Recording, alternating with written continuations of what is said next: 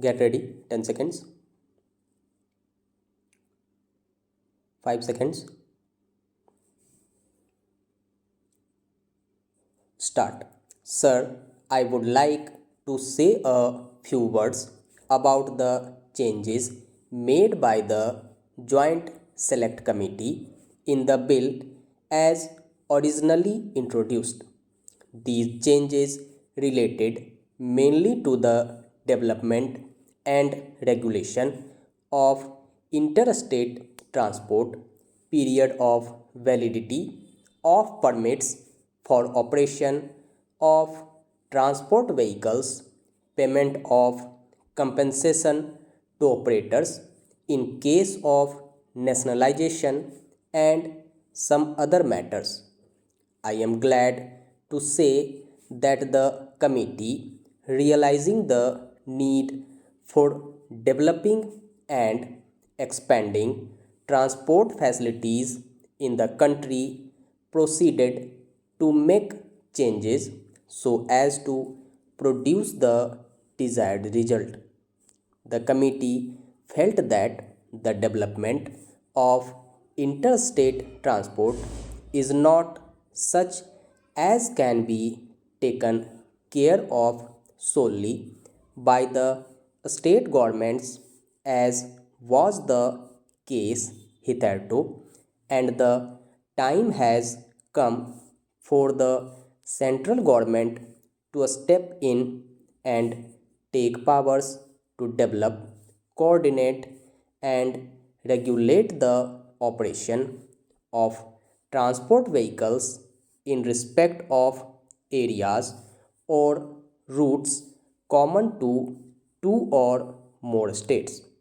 They accordingly endorsed the principle contained in Clause 57 for setting up of a central authority for this purpose, but considered that instead of two separate authorities as proposed in the original bill, there need be only one, namely the Interstate Transport Commission, which should have powers to associate with itself representatives of the concerned state governments as and when considered necessary.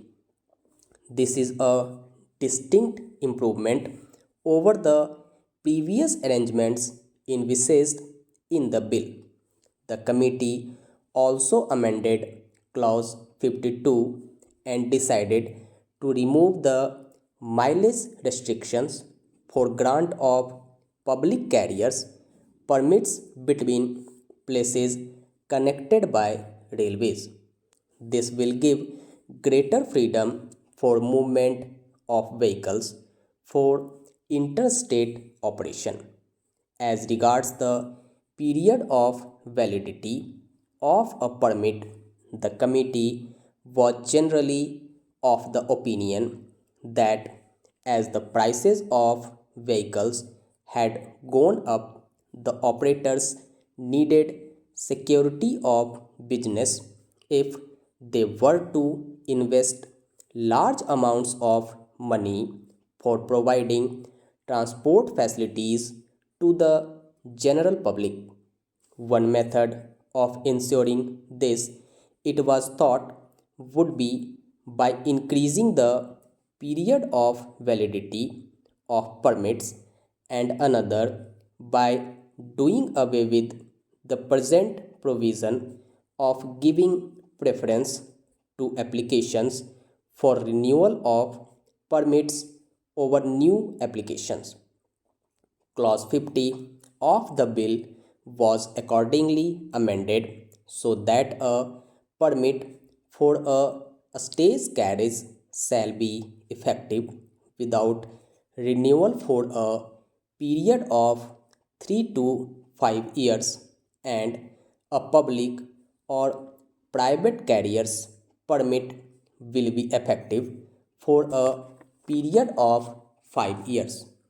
It was also decided to retain the original proviso in section 58 of the Motor Vehicles Act that other conditions being equal, an application for renewal shall be given preference over new applications for permits.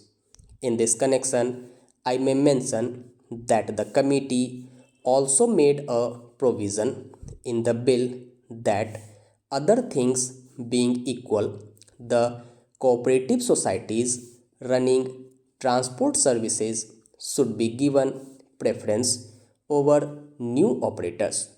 This preference for cooperative societies will, to some extent, help the policy of government to encourage the formation of viable units which it is considered can promote operational efficiency and better utilization of vehicles leading to general economy.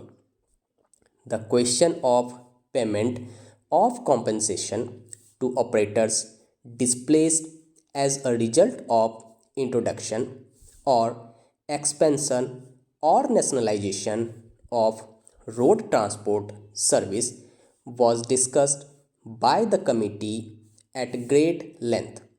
It was generally felt that the amount of compensation provided in the original bill was far from adequate.